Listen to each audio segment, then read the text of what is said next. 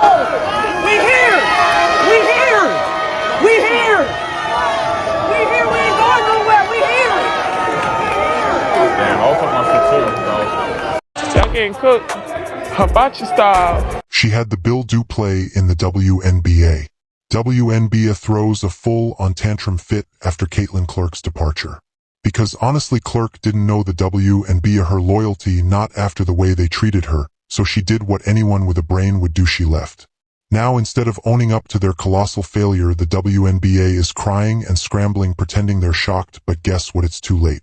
Clark won't be stepping back into their league no matter how much they beg gravel or try to backpedal. She's just not built for the physicality of this league. Yeah, she's not quick enough to get away from the physicality, but now thanks to a mix of stupidity and outright negligence, she's packed her bags and taken her talents to Europe. The WNBA just lost its biggest star, and they're freaking out. The league that desperately needed her charm and talent couldn't even bother to protect her from getting brutalized on the court. Talk about shooting yourself in the foot. People are tuning it now. I'm not gonna lie to you, I am not to did 1 second.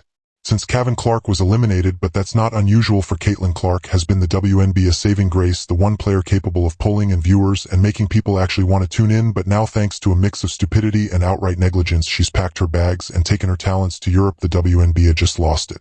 The biggest star, and let's be real, they're freaking out, but she will have a target on her back as well. The league that desperately needed her charm and talent couldn't even bother to protect her from getting brutalized on the court. Talk about shooting yourself in the foot. Caitlin Clark was hunted on that court like she had a giant bullseye on her jersey. The league stood there, watched, and did absolutely nothing. We're talking about a rookie here, a fresh talent, and they still let her into our 177% more flagrant fouls than any other player. There was also a thought that came out a few weeks ago that side Caitlin Clark received 17% of the WNBA's flagrant fouls. To see that, and 80% of those flagrant fouls were committed by the Chicago Sky. Against Caitlin Clark. Now this one that we see right here that I believe should have been a flagrant foul was not called that. So there have been cheap shots, there have been hard fouls, there have been other players that haven't even been called flagrant fouls. You think that stats alone would make officials realize they were making a massive mistake, but nope. They just sat there twiddling their thumbs, pretending this was normal. No wonder Clark said she felt hammered out there. Hammered is putting it lightly. What she faced was a coordinated beatdown at corpse of technical foul. She struggled with physical deep as he's faced the professional level. The voice frustration with the league's officiating recently told reporters, quote, feel like on getting hammered and everybody is physical with me and opponents get away with things that other people don't get away with. That's what Caitlin Clark said. And let's not forget the eye jab. Yeah, someone chapped her in the eye so hard she was temporarily blinded. She had to stumble off the court, probably wondering if she was playing basketball or dodging punches in a street fight. And what did the refs do? Nothing, not a whistle, not a call. If this were LeBron or Curry, it would have been a full-blown scandal, but it's the WNBA right to sweep it under the rug and hope no one notices. And I understand the frustration. You saw Caitlin court frustration, and we're so used to watching Clark thrive in Florida. Then there's the elbow straight to her ribs, because apparently playing defense means throwing cheap shots. Now the message was clear, opponents would go to any lengths to bring her down, and the WNBA didn't give a single thought about protecting their best asset. They let this nonsense slide game after game. Why? Because apparently watching Caitlin Clark get mugged was their idea of good entertainment. The WNBA biggest blunder of the century, losing Caitlin Clark. I mean, how dumb can they get? She single-handedly pulled the league out of the shadows and into the spotlight, drawing over 1.5 million viewers per game. Weekend doubleheader. Ever were 2 games cabal and average 1.5 million viewers. That marks a 143% increase from a WNBA doubleheader on ABC a year ago. Did you notice? Did you know that? And what did the WNBA do? They basically handed her over to the bullies on the court from day one. She was the best thing to happen to them, but instead of protecting her, they let her get pummeling, poked, and prodded.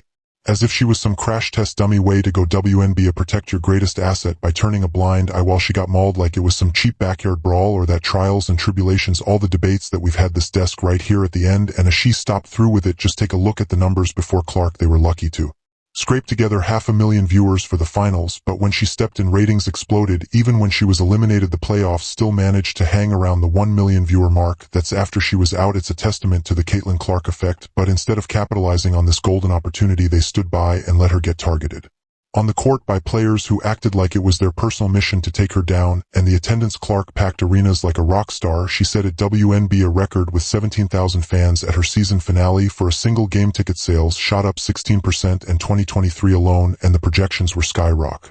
adding by 93% for 2024, all because of her pay. Now let's not talk viewership, let's talk ticket sales. Fair with me, ticket sales grew in 2023 by 16% from 2022. Ticket sales have grown by 93% in 2024. What that means is without Caitlin Clark, the WNBA would have taken to 2029.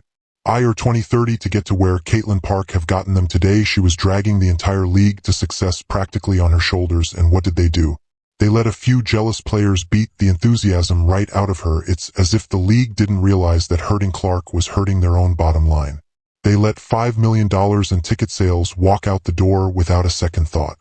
And it's not just tickets. For Jersey was the top seller in WNBA history, making all the other so-called big names look like they were giving out freebies. Good. The clip Caitlin Clark story, just in the merchandise sold, it just keeps getting bigger and bigger. But even as she broke merchandise records, the league's geniuses sat back and let opponents make her life a living hell on the court, and the sponsors, they saw her value. They flocked to her faster than you could say moneymaker, recognizing that Caitlin Clark was the future of the sport.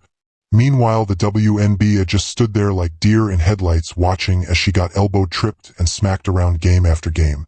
Pathetic. WNBA viewership don't gain 7,300 in attendance for Guy, the average angel, risking his 10,100, 10,200. It comes to watch her. You know what the average attendance as we keep in clock place home or the road was 15,300. While ago she appeared in 22 of the 26 games that topped the million viewer mark, meaning she was directly responsible for almost every game that broke the 1 million viewer barrier. Think about that.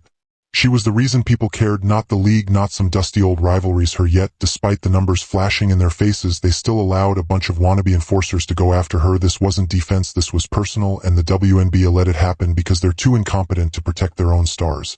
And when she gets as she has elite skills that are going really, oh yeah, she's gonna about it. Used to be on a better team. Caitlin Clark wasn't just boosting viewership, she was inspiring a whole new generation of girls. She was becoming a role model the same way kids used to watch Michael Jordan back in the day. Now little girls were watching Clark and say, I want to be her. They were showing up in her jerseys, copying her style, and dreaming of being on that court one day. The WNBA had a chance to make her the face of the league, but instead they let her get brutalized out of pettiness and jealousy, or two guys up for 150%. A bell juice out of the playoff. What a gift for the WBA, for BSP it for that matter. What now? What happens are really good because there's a league with players that feel like they should be getting the footage.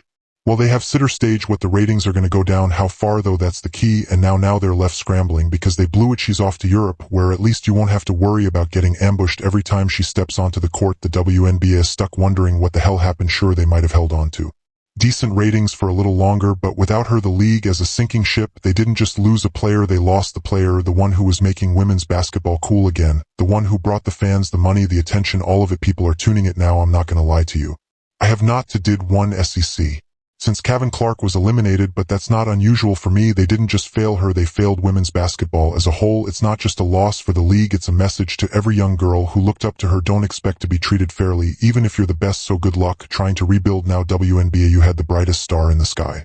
And you let her get bullied right out the door. What kind of league does that? A dysfunctional one. That's what, instead of building a brand around one of the brightest stars in women's basketball, they let her get treated like a punching bag. And the bullies, they had a field day. These players acted like Fallon Clark was some kind of badge of honor. They didn't just fall savard it, they knew the league would look the other way. No fines, no suspensions, nothing. These so-called professionals walked around like they'd accomplished something, grinning after every dirty play, fully aware that the WNBA was too spineless to do anything about it. And $86,000 is not enough for someone you are looking to be the face of the league going forward. This isn't just Caitlin Clark's problem, it's a WNBA problem. They should have nurtured her talent, built the league around her, made her the face of women's basketball, but instead they let her be bullied out the door.